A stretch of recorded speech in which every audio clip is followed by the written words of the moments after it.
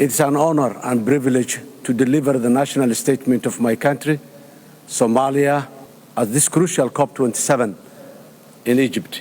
I thank Egypt and President Abdel Fattah el-Sisi, as well as all other international partners, for bringing us together to discuss what can only be described as the greatest challenge facing our world today.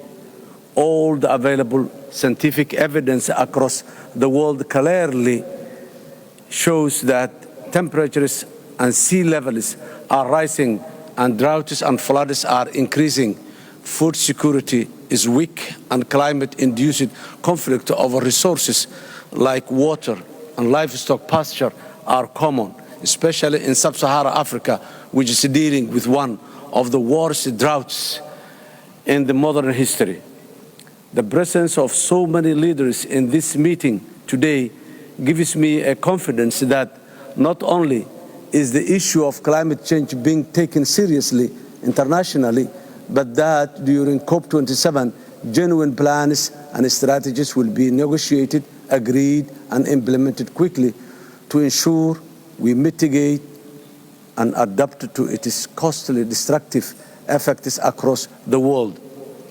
In 2022, over 800 million people, majority of them from Africa, are food insecure. In Somalia, over 7 million people cannot meet their basic food needs and require urgent humanitarian assistance. We need to ask ourselves, why are we here after 26 years? The answer is one, and it is climate change and conflict.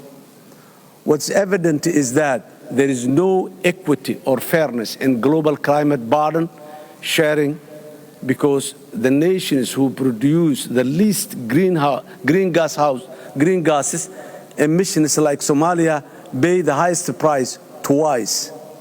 In Somalia, we are most vulnerable to climate change. Climate change is a political, security, economic challenge for us, and we are taking it very seriously. In this regard, we have dedicated a new ministry and launched a new Somalia Green Initiative to address the matter head-on. Today, Somalia is facing a humanitarian crisis which we are desperately trying to respond to.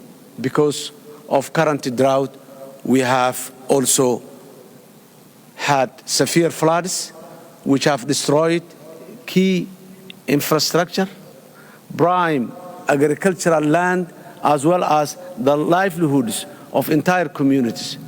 Today's global food and energy insecurity is disproportionately affecting Somalia because of the impact of the climate change and our people's inability to grow their own crops.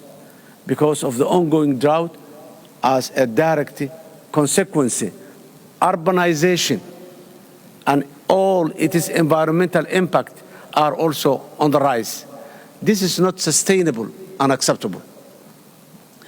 Climate mitigation and adaptation strategies and plans need to be rapidly implemented in Somalia to safeguard the lives and the livelihood of our most vulnerable citizens. However, this requires real resources, including accessible grant-based financing and investment in climate resilience in key areas, including water management, infrastructure, and renewable energy. This is vital because many of the developing nations and least developed nations like Somalia are still struggling with the economic impact of the COVID-19 pandemic and national debt sustainability issues, and they must not be left behind. Furthermore, existing national, regional, and international climate early warning systems are not only useful where we can finance early effective action to mitigate and adapt quickly. In Somalia, we have one of the longest coasts in the world, vast arable land, and we are striving to build an economically stable future which both benefits from our strategic location and enormous natural resources potential, including the blue economy. However, we must take urgent action today to work with all our international partners to ensure we make the climate adaptation and mitigation investments that will make this reality tomorrow. In this age of global interconnectivity and interdependency, we must not think in silos or developed versus developing nations, because the looming existential climate disaster does not care for these distinctions. In this regard, we must respond to this single greatest challenge to the humanity today.